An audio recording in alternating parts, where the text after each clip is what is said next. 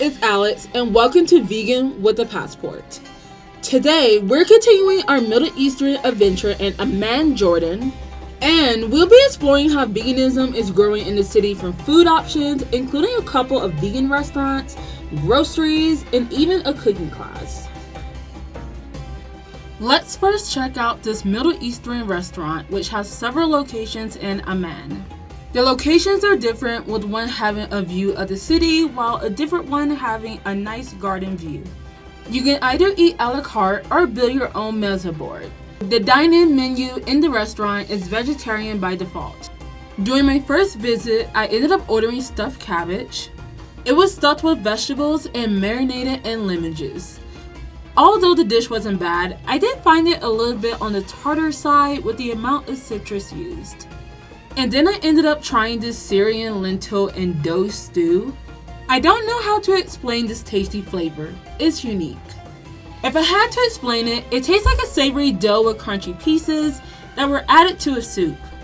They then served me 6 large pieces of pita bread with my meal. The next time I visited, I decided to go with green fava beans as I was in the Middle East and it's a staple that you'll find all over the region.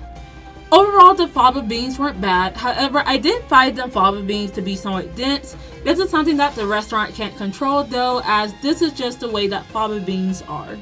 And lastly, I ended up getting this tomato, zucchini, and carrot stew. This dish was delicious. And the base of the dish tasted like tomato, with the vegetables really enhancing the flavor. Now let's check out this lovely Tranquil Cafe. Although a non-vegetarian restaurant, they do have some vegan label options on the menu, including some vegan items that you traditionally can't find vegan in the Middle East. The first dish I ordered was maftool. This is a warm Palestinian couscous dish with chickpeas, onions, and spices added. This one in particular was a carrot couscous and had a hint of a nutty flavor with the shaved almonds on top. This dish was bursting with flavor. The next dish I ordered was manaish. This is a Middle Eastern dish that is usually topped with za'atar, cheese, and or ground meat. However, instead of the cheese and meat, hummus was added instead. The hummus was fluffy and had this whipped consistency to it, and all of the spices added a dance party in my mouth. Also, that crust was crunchy on the outside, but chewy on the inside.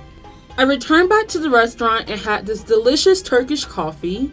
I then ended up ordering this tasty Egyptian red tea called karkadeh, and this actually ended up having a mixture of strawberries with it. I then tried the eggplant makdous. This is a Lebanese dish that is stuffed with walnuts and red chilies. Now, while I found the stuffing to be delicious, I did find the overall dish just to be a little tart. And lastly, I ordered another Middle Eastern dish, which is orges in Iraq. This is a lentil and rice dish which is topped with onions. However, instead of the usual presentation of presenting it on a plate as a stir fry, the restaurant ended up shaping the dish into balls.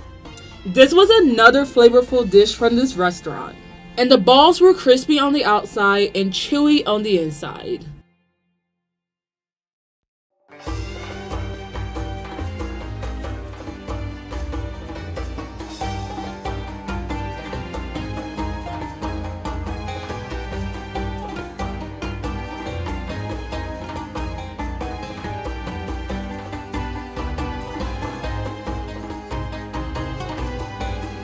Now it's time to check out this all-vegan restaurant in Amman, which also has a zero-waste policy. Welcome to V Spectrum Kitchen. This restaurant serves mostly Middle Eastern cuisine, although you can also find some non-regional dishes here. The first dish I ended up ordering was mousakan. This is a Palestinian dish consisting of a dough base which has chicken on top. However, instead of chicken, at V Spectrum, they use beans. The other traditional spices such as fried pine nuts, onions, sumac, allspice, and saffron were utilized in this dish. This was a mouth-watering, delicious dish at this restaurant, and I love how I found it at an all-vegan restaurant. Another dish I ordered ended up being this green vegetable stew. This was a dish consisting of the popular Middle Eastern staple of chickpeas, and this dish also included bell peppers, squash, and onions soaked in this vegetable broth. And it also came with a side of yellow rice. This dish was bursting with flavor and was a literal heartwarming dish on this chilly Jordanian night. On the topic of vegan restaurants, let's go explore another vegan restaurant in Amman. Yes, another one. This is the first vegan restaurant in the city with a heavy emphasis on Hungarian and Romanian cuisine and also some Italian dishes too. The restaurant makes milkshakes, and during the time I visit, they ended up using rice milk. During one of my visits, I had a banana milkshake, and a different time I had a strawberry milkshake. Now I have to be honest here, I really wasn't a fan. They had like a sour aftertaste to them. I did end up trying the shawarma. This particular one ended up using soy balls as the protein. I've never seen that before. And it came with a garlic mayo sauce. The wrap was mildly sweet and the garlic sauce was delicious. Another dish I had at the restaurant is pasta with potatoes. This is like a popular Hungarian starter. And then the last dish I tried at this restaurant was this mushroom stew with rice. This was a flavorful dish. It was creamy, the broth had a mushroom flavor with the herbs and spices, and the mushrooms were easy to chew, which is always a plus.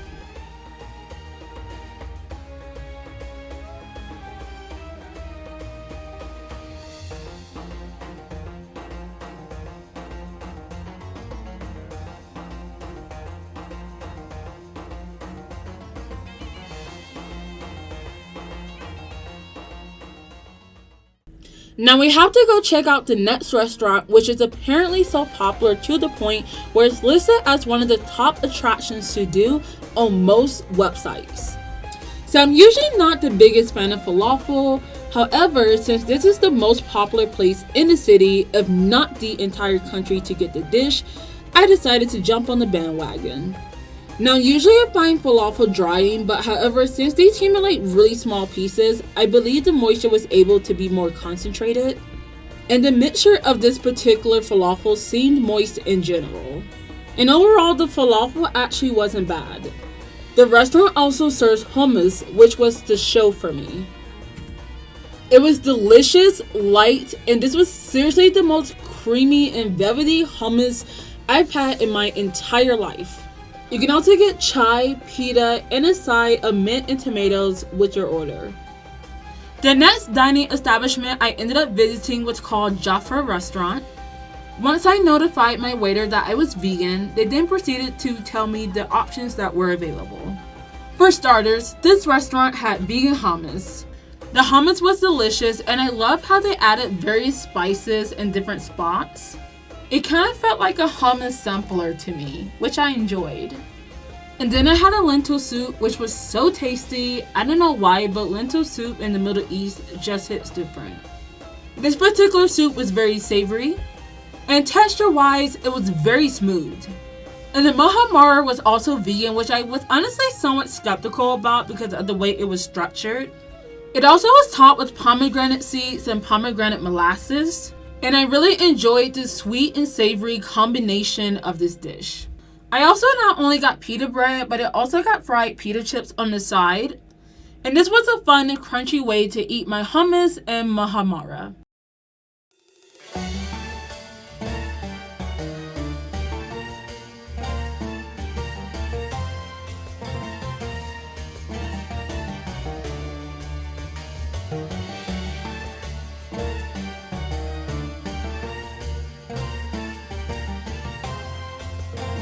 Now we must go check out Books at Cafe. This cafe is one of the first publicly LGBTQ friendly spaces in the Middle East, if not the first one, and so I was super excited to go support this restaurant. Now, there weren't many vegan options besides falafel, salads, and smoothies, but that's okay. I ended up getting a Turkish coffee, and I also ended up getting a strawberry banana smoothie, which ended up being delicious, by the way. And the cafe also has 3 plant milk options. However, the smoothie is made with water. The restaurant also has an interesting concept where there's literally like a hookah bar, a restaurant, a study space, and a bookstore all in one. so the volume level will highly be variable depending on where you're sitting. Now let's check out this Syrian cooking class. No need to stress if you're vegan, as the host is vegan herself. However, guests are allowed to cook with non-vegan ingredients, so just make sure to put the request in that you're vegan. I'll put a link to the class down below in the description. We ended up making 4 dishes. We ended up making Syrian fetid medusa. This is a roasted eggplant dish which is made with yogurt and fried pita chips. However, for the vegans, instead of yogurt, we ended up using hummus and then kind of thinned it out with water. And then we also added almonds and molasses, and this was seriously my favorite meal on this entire trip. We then made a salad with molasses syrup and fried pita chips. And I'm usually not a salad person, but I can eat a salad every day this way. We then made a vegan version of uzi by leaving out the meat. And then we stuffed the phyllo dough with seasoned rice and peas. And then we topped it with fried almonds. This was a delicious, crispy, and flaky dish. And then lastly, we had some seasoned air-fried potatoes. At the end, we all sat at the dinner table and just had lovely conversations about life while enjoying our food.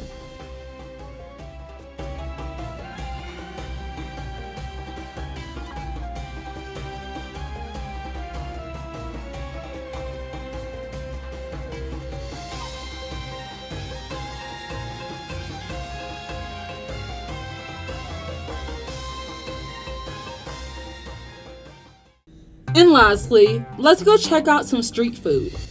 One street dish that you can easily find vegan is fava beans, which will then be in spices, herbs, and marinated in lemon juice. The next street food you can find is corn, but please listen up because there's some warnings you need to hear. You can get it grilled, but be careful because I saw many vendors cooking it with butter, so if you do want grilled corn, just ask for them to make it fresh for you without butter. You can also get corn boiled, but regardless of the way you get it, also be careful with the seasoning that they put on your corn. One time I got corn with cheese seasoning and I didn't realize it until I bit into it and then saw the exact same seasoning later, which was then labeled cheese seasoning in the store. Now I have seen some vendors have several spices which you can choose from. Another street dish is nuts, but again, you want to clarify which ones are vegan because again, some of them do have seasonings on them. There are also many stress-free plain nuts if you prefer. And the last one I had was cane sugar juice. This is made from the stem of cane sugar. The sticks are put into a grinder, and the leftover liquids make a delicious, sweet, refreshing beverage. And I also stayed at a vegetarian bed and breakfast in Petra. This is another city in Jordan, so if you haven't seen that video, I'll link it down below, so be sure to check that one out. Thank you so much for watching, and if you enjoyed this episode, be sure to stick around for more Middle Eastern food adventures and more food adventures in general. And until next time, bye!